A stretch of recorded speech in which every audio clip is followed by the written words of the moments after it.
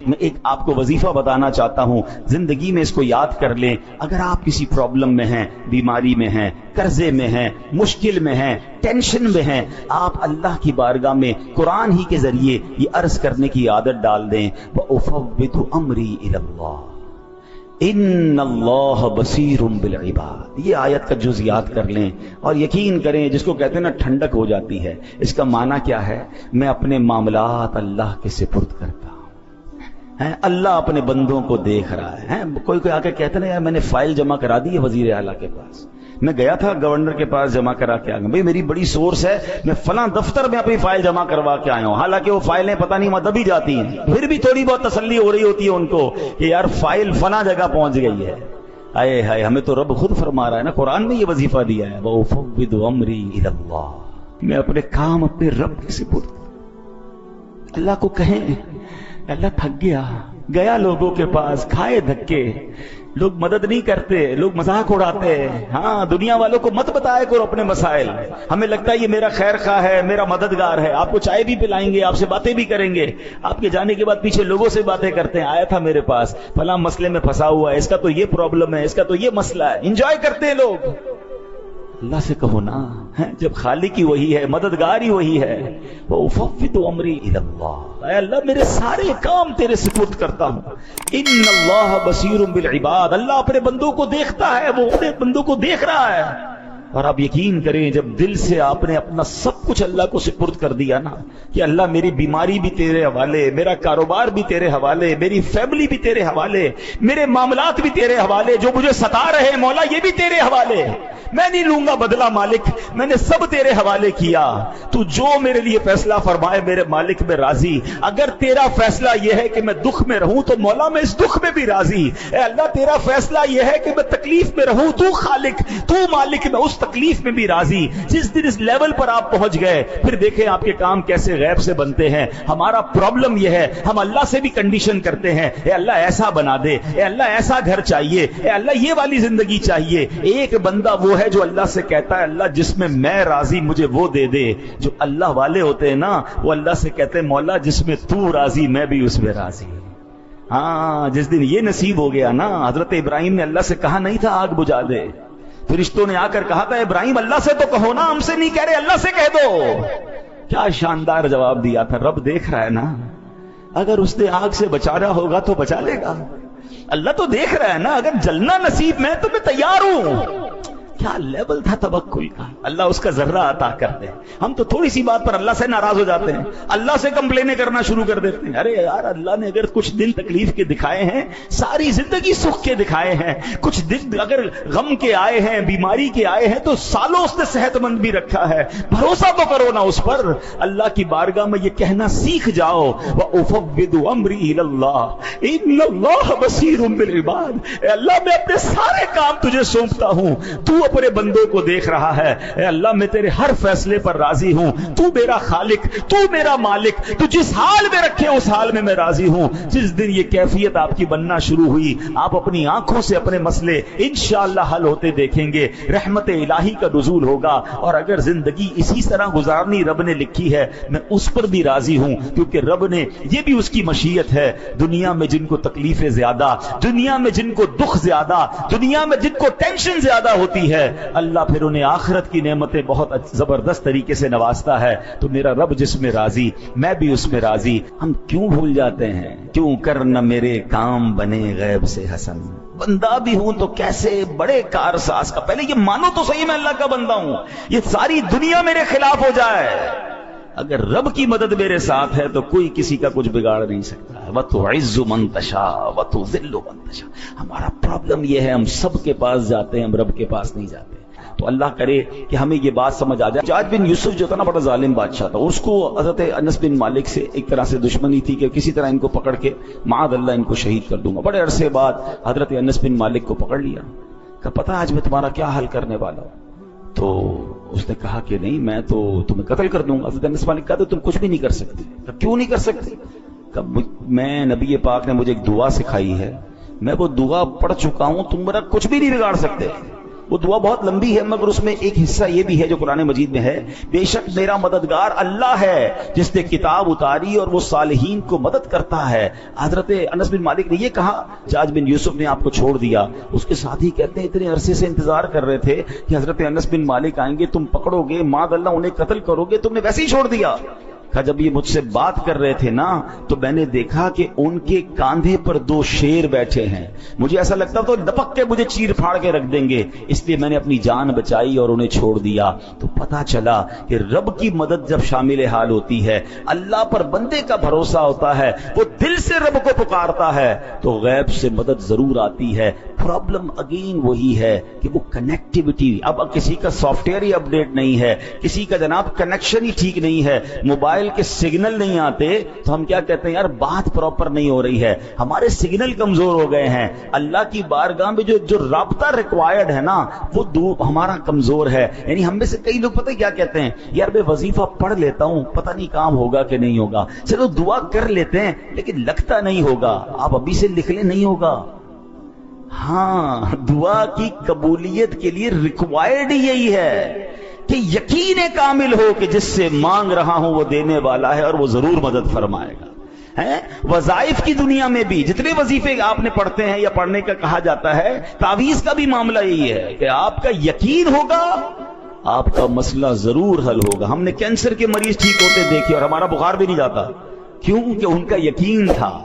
دعا کرنے والے کا جب یقین ہو جاتا ہے نا تو پھر اللہ اس کو اس کے گمان سے زیادہ بہتر عطا فرماتا ہے۔ پہلے بھی کئی بار یہ واقعہ سنا ہے لیکن چلیں آج موضوع ہے، ایک شہر میں گاؤں میں بارش نہیں ہو رہی تھی، تو جب بارش نہیں ہو رہی تھی تو لوگوں نے کہا مل کے دعا کرتے ہیں، ہزاروں لوگ جمع ہو گئے۔ کئی سالوں سے بارش نہیں ہوئی تھی، کھیت بھی سوکھ گئے تھے، سارے جو ہے وہ مویشی بھی پیاسے تھے۔ جب دعا کی تو ایک نوجوان جو چھتری لے کر آیا، سب لوگ مذاق اڑانے لگے کہ اللہ کے بندے سارے گاؤں میں کئی عرصے سے بارش نہیں ہوئی، تم چھتری لے کر آؤ۔ کب مانگنے کس سے آیا ہوں؟ اللہ سے مانگنے، بارش تو اسی نے دینی ہے، بارش ہوگی تو کیا بھیگتے ہوئے واپس جاؤں گا؟ علماء کہتے ہیں دعا شروع ہوئی اور موسلا دھار بارش ہونا شروع ہو گئی، سارے گاؤں کے لوگ بھیگتے ہوئے جا رہے ہیں، وہ نوجوان اپنی چھتری کے سائے میں جا رہے ہیں۔ وہ یقین چاہیے۔ شاعر مشرق ڈاکٹر اقبال نے کہا نا، اگر آج بھی ہو ابراہیم سا ایمان پیدا، ایک ہی کنڈیشن چاہیے، حضرت ابراہیم جیسا ایمان مل جائے نا، اگر آج بھی ہو ابراہیم سا ایمان پیدا، آگ کر سکتی ہے انداز گلستان پیدا۔ آج بھی آگ باغ بنے گی، حضرت ابراہیم کے لیے بنی تھی نا، آپ کے لیے بھی بن سکتی ہے۔ کیسے؟ وہ والا ایمان بھی تو لائیں، وہ یقین تو لائیں نا۔ ایک بڑی خوبصورت بات علماء کہتے ہیں، سب کو پتا ہے کعبے کے سامنے جب جائیں جو دعا مانگے کیا ہوتا ہے؟ قبول ہوتی ہے۔ ٹھیک ہے، ایک تو وجہ اتنا بڑا اللہ کا گھر کعبہ، ایک اور وجہ بھی جو بڑی خوبصورت حکمت والی علماء بیان کرتے ہیں، فرماتے کعبے کو دیکھ کر جو تمہارے دل کی کیفیت بنتی ہے نا، ہر بندے آپ دیکھیں جو کعبے کو پہلی بار دیکھتا ہے آنسو نکل آتے ہیں، بندہ اپنے آپ کو بڑا حقیر فیل کرتا ہے، شرم آتی ہے، ایک عجیب رکت طاری ہو جاتی ہے۔ بڑی کمال کی بات فرمائی، کہا دعا کی قبولیت کا تعلق اس کیفیت سے ہے، وہ کیفیت تمہاری گھر میں بن جائے تمہاری گھر میں بھی دعا قبول ہو جائے گی۔ وہ کنیکٹیوٹی ہے، کعبہ دیکھتے ہی آپ کنیکٹ ہو جاتے ہیں، کنیکٹ ہوتے ہیں دعا قبول ہو جاتی ہے۔ وہی کنیکشن اگر آپ کا یہاں ہو جائے، وہ اللہ سے تعلق، وہ رقت قلبی، وہ سوز، وہ گداز، وہ رونا، وہ گڑگڑانا آپ دنیا میں کہیں ہیں، کعبے کے سامنے نہیں ہے۔ آپ وہ کیفیت آپ پر طاری ہوئی، آپ کی دعا قبول ہو جائے گی۔ تو یہ بات سمجھنی ہے کہ میں اس رب کا بندہ ہوں جس کی کائنات وسیع، جس کی قدرت کا کوئی کنارہ نہیں، تو میرا مسئلہ اس کے لیے کچھ بھی نہیں ہے۔ اللہ مالک ہے، اللہ خالق ہے، بس یہ بھروسہ اگر دل میں ہو گیا تو اے میرے پیارے اسلامی بھائیوں معاملہ آسان ہو جائے گا۔ اب اس آیت کا آخری جز سمجھ کر بیان کو ختم کرتے ہیں۔ اللہ نے فرمایا وَمَا لَكُم مِّن دُونِ اللَّهِ مِن وَلِيٍّ وَلَا نَصِيرٍ، اللہ کے مقابلے میں تمہارا نہ کوئی حمایتی ہے اور نہ ہی مددگار۔ اب ایک سادہ سا سوال ہے، قرآن تو کہہ رہا ہے کہ اللہ کے علاوہ جو ہے، اللہ کے مقابلے میں تمہارا کوئی مددگار نہیں، مگر اگر میں آپ سے پوچھوں کہ کیا دنیا میں کسی سے مدد نہیں لیتے تو آپ کہتے ہیں ہم تو روز مدد لیتے ہیں، کھانا کوئی کھلاتا ہے، پانی کوئی پلاتا ہے، ملازم بھی ہمارا کام کر دیتا ہے، کسی عالم کے پاس جا کر مدد لیتے ہیں کہ ہمارا شرعی مسئلہ بیان کر دیں، تو یہ بھی تو مدد ہے۔ تو پھر اللہ پاک نے کیوں فرمایا کہ وما لکم من دون اللہ من ولی ولا نصیر، اللہ کے مقابلے میں تمہارا نہ کوئی حمایتی ہے اور نہ کوئی مددگار۔ اس آیت کو سمجھنا ہوگا۔ اسی آیت کو انٹرپریٹ کر کے لوگ جو ہے وہ ہمارے عقائد اور دیگر چیزوں کو ڈسٹرب کرتے ہیں۔ اب ذرا سمجھیے، غیر اللہ کی دو قسمیں ہیں، ایک ہے دون اللہ یعنی جو اللہ پاک کے دشمن ہیں، اور دوسری قسم ہے عباد اللہ یا اولیاء اللہ یعنی جو اللہ پاک کے بندے، اللہ پاک کے دوست ہیں۔ اللہ کریم نے جہاں جہاں بھی غیر اللہ کی مدد کا انکار کیا وہاں دون اللہ کا لفظ استعمال ہوا۔ مطلب یہ کہ اللہ پاک کا کوئی بھی دشمن اللہ پاک کے مقابلے میں کسی کی کوئی مدد نہیں کر سکتا۔ اللہ پاک چاہے تو بندے کو شفا نہیں ملنی تو کوئی غیر اللہ دون اللہ کچھ بھی کر لے بندے کو شفا نہیں ملے گی، اور اللہ پاک چاہے بندے کو شفا ہونی ہے تو کوئی غیر اللہ دون اللہ ساری دنیا مل کر کسی بندے کو بیمار نہیں کر سکتی۔ یہ دون اللہ اور عباد اللہ کا فرق سمجھنا ہوگا۔ اب مثال کے طور پہ قرآن سے ہی مثال سمجھا دیتا ہوں، ٹھیک ہے، تاکہ کلیئر ہو جائے گا۔ ان الذین تدعون من دون اللہ لن یخلقوا ذبابا ولو اجتمعوا لہ، اللہ قرآن میں فرماتا ہے بے شک اللہ کے سوا جن کی تم عبادت کرتے ہو ہرگز ایک مکھی بھی پیدا نہیں کر سکیں گے اگرچہ سب اس کے لیے جمع ہو جائیں۔ اب یہ کون ہے؟ یہاں لفظ کیا استعمال ہوا؟ دون اللہ، اللہ کے سوا ہے، اللہ کے غیر جو اللہ کے دشمن ہیں وہ ساری دنیا جمع ہو جائے ایک مکھی بھی نہیں بنا سکتے۔ اسی قرآن میں اللہ کیا فرماتا ہے؟ سبحان اللہ، ایک شاندار عبداللہ کی بات ہو رہی ہے۔ وہ کون ہے؟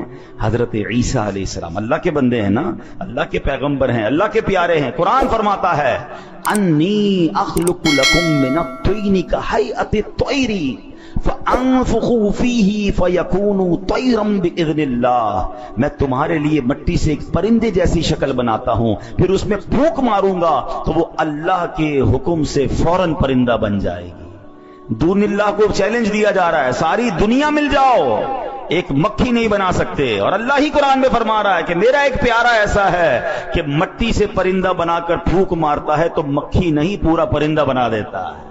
دس از دا ڈفرنس۔ وہی بات ہے کہ قرآن کی ایک آیت پڑھ کے آپ انٹرپریٹ کر دیں کہ دیکھو قرآن کہتا ہے اللہ کے سوا کوئی مددگار نہیں، بالکل اللہ کے سارے دشمن مل جائیں کسی کی کوئی مدد بھی نہیں کر سکتے، کسی کا بگاڑ بھی نہیں سکتے، مگر میرا رب اپنے پیاروں کو، اللہ اپنے حبیبوں کو، اپنے چاہنے والوں کو، اپنے بندوں کو جب چاہے جو اختیار عطا فرمائے۔ ہاں یہ بات ہمیشہ ماننی ہے کہ اگر اللہ کا کوئی پیارا مدد کرتا ہے، اللہ کے کسی پیارے کو اتھارٹی ہے تو وہ رب کی طرف سے ہے، اس کا اپنا کچھ نہیں ہے۔ شرک یہ ہوتا ہے کہ کوئی کہے جناب وہ اپنی مرضی سے عطا فرماتے ہیں، اپنی مرضی سے مدد کرتے ہیں۔ نہیں جناب، الحمدللہ ہمارا عقیدہ یہ ہے ہر ولی، ہر صحابی، ہر نبی وہ اللہ کا محتاج ہے، اللہ کسی کا محتاج نہیں۔ ہاں رب جسے چاہے اختیار دے، رب جسے چاہے اتھارٹی دے، اور یہ قرآن میں جا بجا واقعات موجود ہیں۔ تو اے میرے پیارے اسلامی بھائیوں، اگر قرآن کو عشق رسول، عشق صحابہ، عشق اولیاء کی نظر سے پڑھیں گے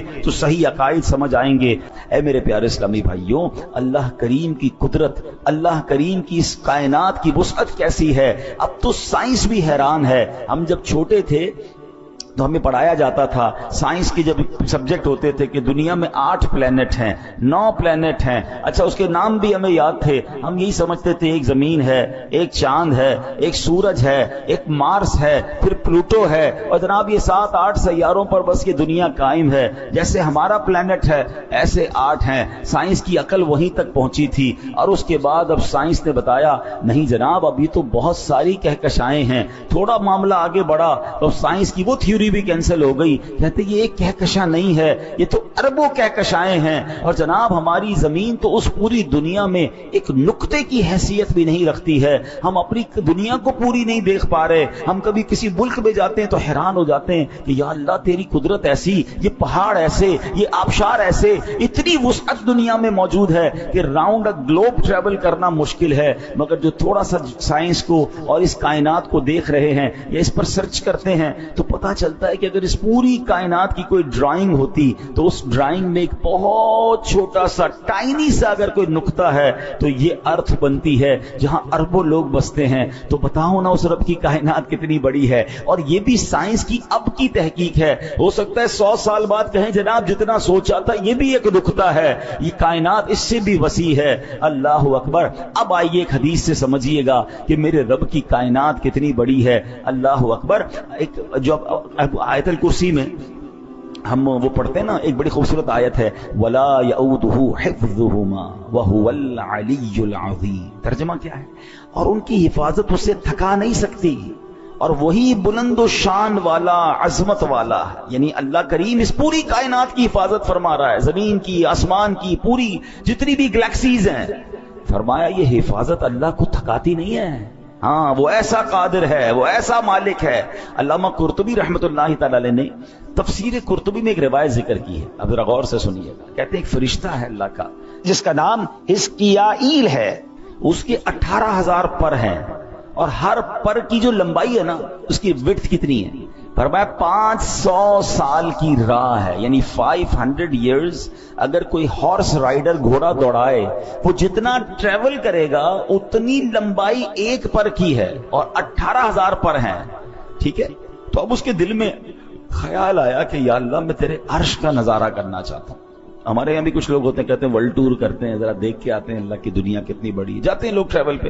اس فرشتے کو یہ شوق ہوا کہ میں اللہ کے عرش کا ایک چکر لگا لوں. پر کتنے؟ 18,000 پر. ہر پر کتنا بڑا وہ آپ نے سن لیا, 500 ایئرز گھوڑ سوار گھوڑا دوڑائے, اتنا بڑا پر. جب یہ فلائی کرتا ہوگا تو سپیڈ آف ٹریولنگ کا کیا عالم ہوگا. اللہ اکبر. اب جب اس کو اجازت دی گئی تو اس نے عرش اعظم کے چکر لگانا شروع کیا. روایت میں آتا ہے 20,000 سال تک وہ اڑتے رہے, 20,000 ایئرز تک. عرش کا چکر کمپلیٹ نہیں ہوا. اللہ اکبر. اللہ پاک نے اس کے پر ڈبل کر دیے. 18,000 تھے 36,000 کر دیے. طاقت بھی دگنی کر دی, اسپیڈ بھی ڈبل کر دی. ہیں, اب غور کرے کتنی اسپیڈ بڑھ گئی. فرمایا مزید 30,000 سال تک وہ اڑتے رہے, مگر عرش الہی کا پورا راؤنڈ نہ کر سکے, اللہ کے عرش کو پورا کمپلیٹلی نہ دیکھ سکے. اللہ اکبر. 50,000 ایئر بعد اللہ فرماتا ہے اے حزقیائیل اگر تم قیامت تک اڑتے رہو پھر بھی میرے عرش کا مکمل چکر نہیں لگا سکو گے.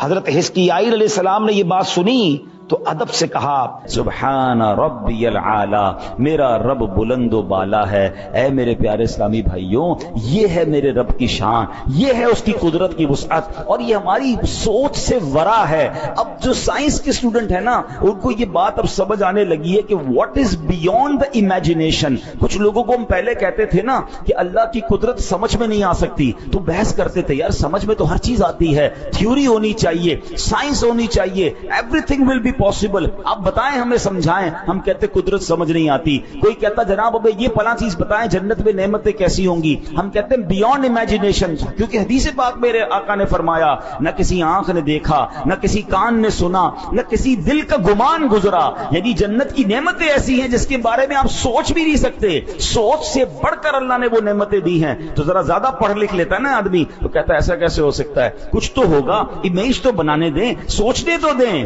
اب سائنس نے پروف کر دیا کہ آج سے 50 سال پہلے جو سائنس سوچتی تھی اس سے جناب سب کچھ باہر نکل گیا. اب بلیک ہول دریافت ہوئے, اب کہکشائیں دریافت ہوئیں, اور سائنس کہتی پچھلی ساری تھیوری بیکار, جناب دنیا تو اس سے بہت بڑی ہے. اب ہو سکتا ہے اگلے 50-100 سال بعد آپ کو کہا جائے کہ 2025 میں جو ہم بات کرتے تھے وہ ساری باتیں غلط تھیں, دنیا اس سے بھی بڑی ہے. اور ایسا ہی ہے میرے رب کی کائنات کے کناروں کو, اس کی وسعتوں کو کون دیکھ سکتا ہے. تو یہ بات ہمیں سبحان اللہ قرآن و حدیث کے ذریعے مل رہی ہے کہ میرا رب کتنا عظیم ہے. بے ساختہ زبان سے نکلتا ہے سبحان ربی العالی, اللہ اکبر.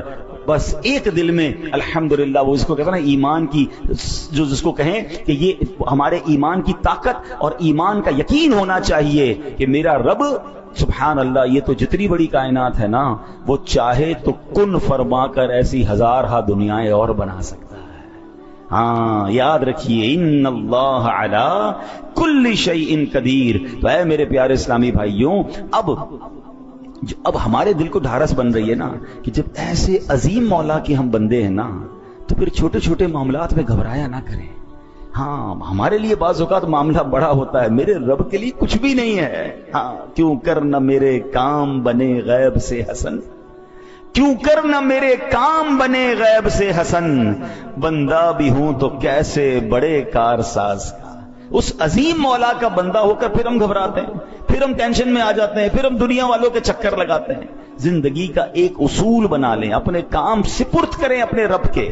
پرابلم میں آ گئے کہ اللہ مالک ہے، وہ اللہ ہے ہی، جب مالک ہی وہی ہے، کریم بھی وہی ہے، خالق وہی ہے، اس پوری کائنات کو چلا رہا ہے، تو میرے پرابلمز اس کے لیے کچھ بھی نہیں ہے.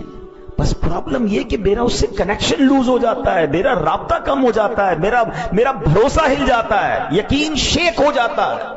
اب یقین کریں جس کا رب پر بھروسہ مضبوط ہو جائے نا، اس کے کام کیسے غیب سے بنتے ہیں. آئیے میں آپ کو ایک دو واقعات سناتا ہوں. کچھ لوگ پریشانی میں ہوں گے، قرضے میں ہوں گے، کسی ڈیفیکلٹی میں ہوں گے، گھبرا جاتے ہیں اور جناب بڑے پریشان ہو جاتے ہیں، ڈپریشن میں چلے جاتے ہیں. اب دو تین باتیں سنیے گا. جو اللہ پر بھروسہ رکھتے ہیں نا، اللہ سے مدد مانگتے ہیں، دیکھو ان کے کام کیسے بنتے ہیں. خادم رسول حضرت انس بن مالک رضی اللہ تعالیٰ فرماتے ہیں، نبی پاک علیہ الصلوۃ والسلام نے فرمایا ایک صحابی بہت متقی اور پرہیزگار تھے، تجارت کیا کرتے تھے، ایک ملک سے دوسرے ملک مال لے جاتے تھے، دوسرے ملک سے مال لے کر آتے تھے. دوران تجارت سفر پر روانہ ہوئے تو ایک جنگل سے جانا گزر ہوا تو ایک شخص آیا، اس نے جنگی لباس پہنا ہوا تھا، ہاتھ میں تلوار تھی اور آپ کا سارا سامان لے لیا تجارت کا اور کہا قتل ہونے کے لیے تیار ہو جاؤ. یہ سن کر صحابی نے کہا کہ مال تم نے لے لیا ہے، سارا مال لے لو، مجھے قتل کیوں کر رہے ہو، مجھے جانے دو. تو کہا میں تمہیں مال بھی تمہارا لوں گا اور تمہیں قتل بھی کر دوں گا. وہ جو شخص تھا، ڈاکو جو تھا، وہ بڑا ظالم تھا. اتنا کہنے کے بعد تو جب ڈاکو آگے بڑھا تو آپ نے کہا ٹھیک ہے اب تم مجھے مارنے کا ارادہ کر ہی چکے ہو، مرنے سے پہلے میں اللہ کی بارگاہ میں سجدہ کرنا چاہتا ہوں، تو 4 رکعت پڑھنے دو. اس نے کہا ٹھیک ہے چلو، قتل تو کرنا ہی ہے، تمہیں مال تو لے چکا ہوں، تمہاری خواہش پوری کرتا ہوں. وضو کیا، 4 رکعت نفل پڑھی اور سجدے کی حالت میں اللہ کی بارگاہ میں دعا کی. ترجمہ دیکھیں کیسا پیارا ہے. اے ودود، اے عرش مجید کے مالک، اے وہ کہ ہمیشہ جو چاہے کرنے والا ہے، تیری عزت جس کی کوئی انتہا نہیں، میں تجھے تیری اسی عزت کا واسطہ دیتا ہوں.